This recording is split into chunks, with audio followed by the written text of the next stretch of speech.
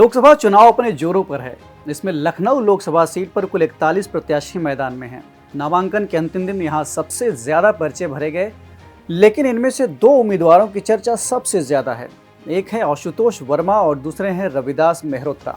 Samajwadi party की तरफ से लखनऊ सीट से आशुतोष वर्मा ने अपना नामांकन दाखिल किया है, जबकि 2 दिन पहले रविदास मेहरोत्रा ने ऑलरेडी सपा से ही लखनऊ सीट से ही अपना नामांकन दाखिल कर दिया था।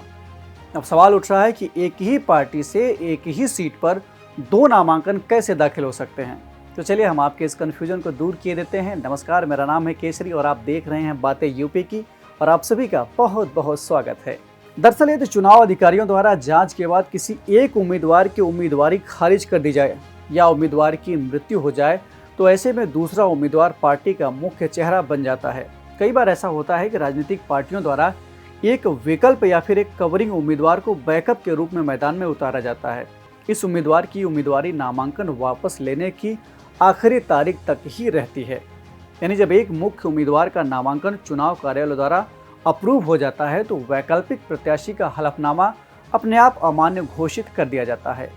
मौजूदा मामले में भी कुछ ऐसा ही हुआ है। बताया जा रहा है कि रविदास मेहरोत्रा जो पहले कैंडिडेट घोषित किए गए थे, उनको कुछ ज़रूरी एनओसीज नहीं मिल पाई थी।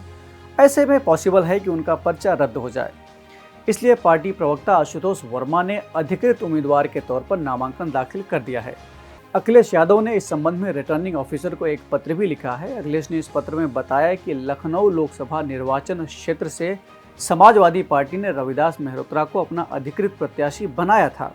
रविवार को यानी 30 अप्रैल को फॉर्म ए और फॉर्म बी जारी कर दिया गया था। अब समाजवादी पार्टी ने अपने निर्णय में संशोधन करते हुए रविदास मेहरोत्रा के साथ डॉक्टर आशुतोष वर्मा को अपना सब्स्टिट्यूट कैंडिडेट बनाया है। और ये घटना पहली बार नहीं हो रही है।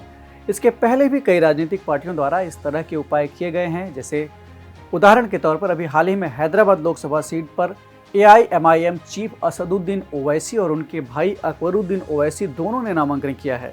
बैकअप कैंडिडेट वाले जुगाड़ को आप कैसे देखते हैं? आपका इस पर क्या कहना है? कमेंट बॉक्स में हमें ज़रूर बताइएगा। इस एपिसोड में इतना ही। हम फिर मिलेंगे कुछ नई जानकारियों के साथ। तब तक के लिए मुझे दीजिए इजाज़त। नमस्कार।